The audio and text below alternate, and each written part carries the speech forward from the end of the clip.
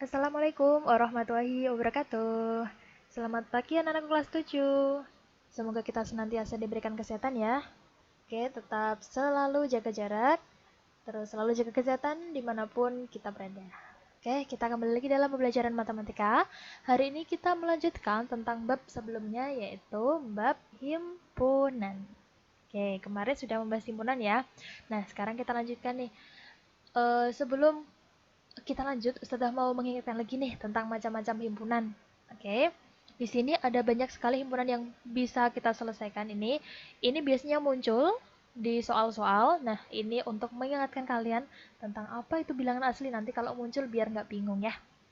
Nah, di sini yang pertama, himpunan bilangan asli. Ingat, kalau dia bilangan asli berarti dia itu dimulai dari angka 1.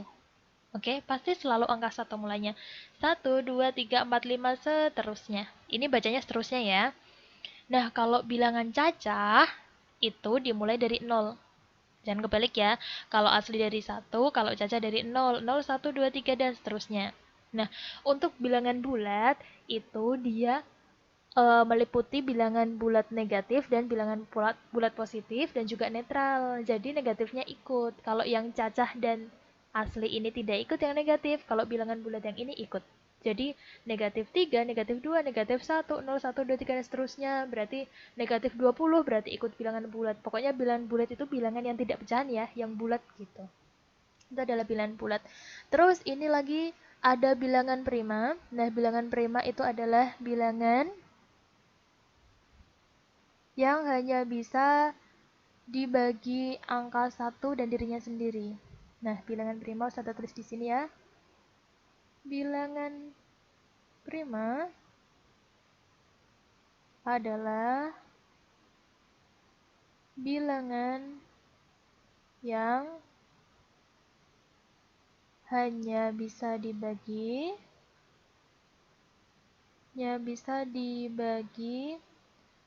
angka 1 dan dirinya sendiri. Nah, ini ya, berarti angka prima atau bilangan prima itu adalah bilangan yang hanya bisa dibagi dengan angka 1 dan dirinya sendiri. Misalkan dia bisa dibagi dengan angka yang lain, berarti dia bukan prima. Ya, misalkan nih, 9.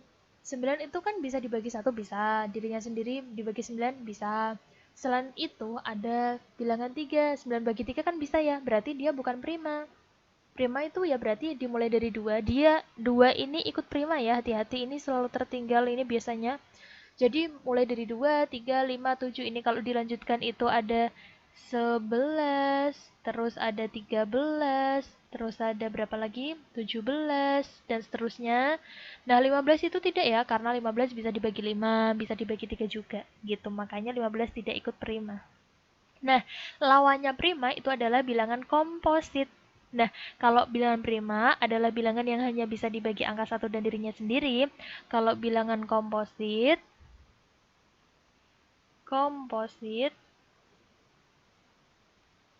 bisa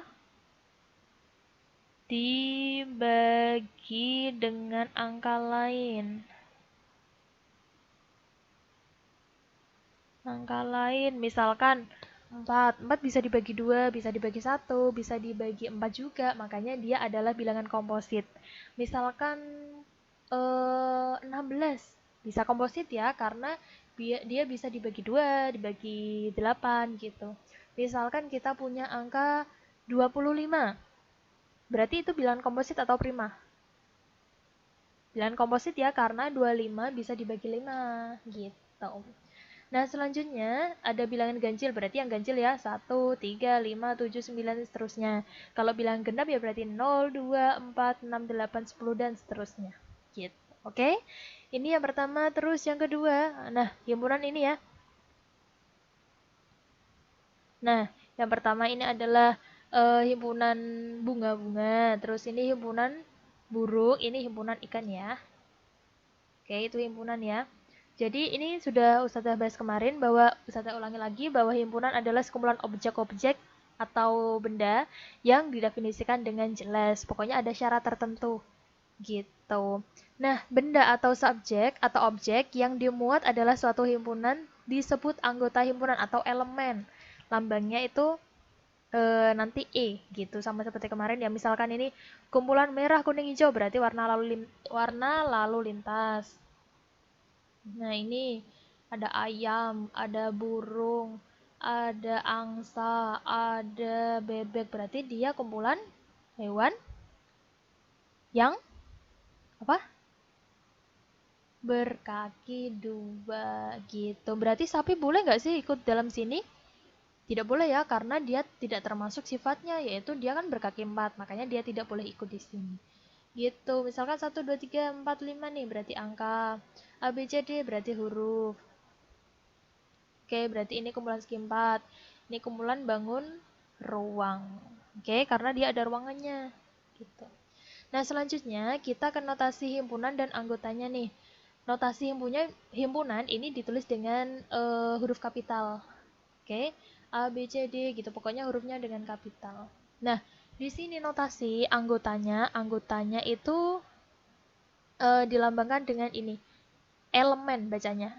Atau E ini ya, kayak seperti E, elemen atau dia anggota. Nah, kalau dia bukan anggota, berarti E-nya dicoret. Gitu. Sama seperti kemarin ya. Ini anggotanya ditulis dengan kurung kurawal. Kurung kurawal itu yang seperti yang saya sampaikan sebelumnya, pakai yang ini ya. Kurung kurawal.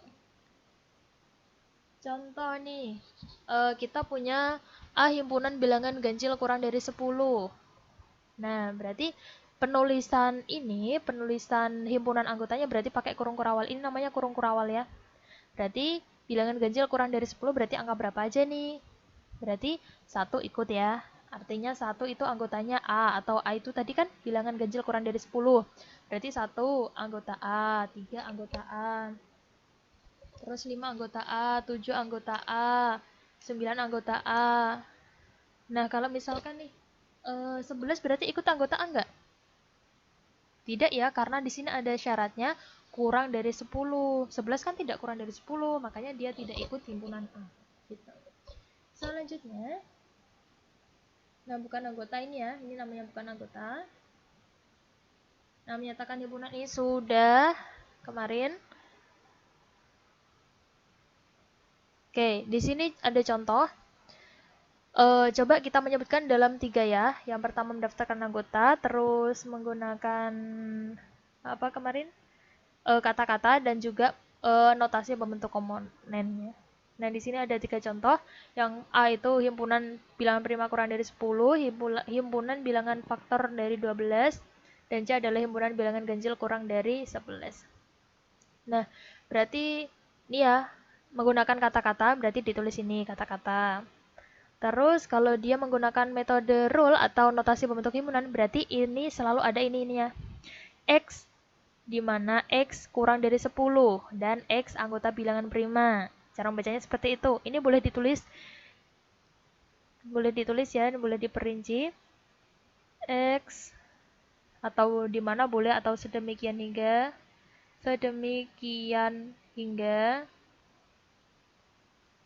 X kurang dari 10, di mana X anggota bilangan prima gitu. Itu cara membacanya ya. Ini juga sama, berarti X sedemikian hingga X kurang dari 10, X faktor dari 12 gitu. Nah, ini juga sama cara membacanya, X sedemikian hingga X kurang dari 11, di mana X itu anggota bilangan ganjil. Oke, dengan mendaftarkan anggotanya berarti ditulis anggotanya apa aja. Berarti tadi yang A kan, A itu bilangan prima ya, kurang dari 10, berarti bilangan primanya 2, 3, 5, 7. Angka 11 tidak ikut prima ya, tidak ikut prima kurang dari 10, makanya tidak ikut anggota A. Nah, yang B itu 1, 2, 3, 4, 6, 12, karena di sini adalah faktor dari 12, yang C itu adalah 1, 3, 5, 7, 9. Gitu. Nah, ini ya, contoh himpunan bukan himpunan, bisalah kalian ya. Oke, yang ini adalah himpunan, karena dia didefinisikan dengan jelas. Nah, ini yang bukan himpunan, hewan langka. Hewan langka kan bisa jadi langka di Jawa, belum tentu langka di Sumatera ya, gitu. Makanya setiap orang kan bisa berpendapat beda nih, makanya dia bukan himpunan. Terus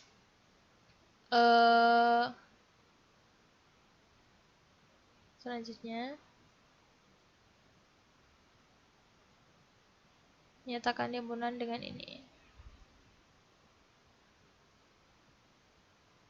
Oke, ini udah ada pembahasannya. Nanti Ustazah kasihkan ini aja ya, filenya aja ya, buat kalian belajar. Nah, ini ada 3 cara. Misalkan yang A ya.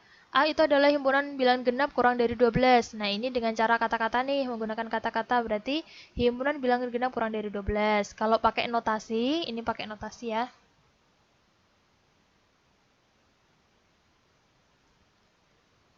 Oke, yang ini dengan kata-kata. Yang pertama dengan kata-kata. Yang kedua ini dengan notasi pembentuk himpunan.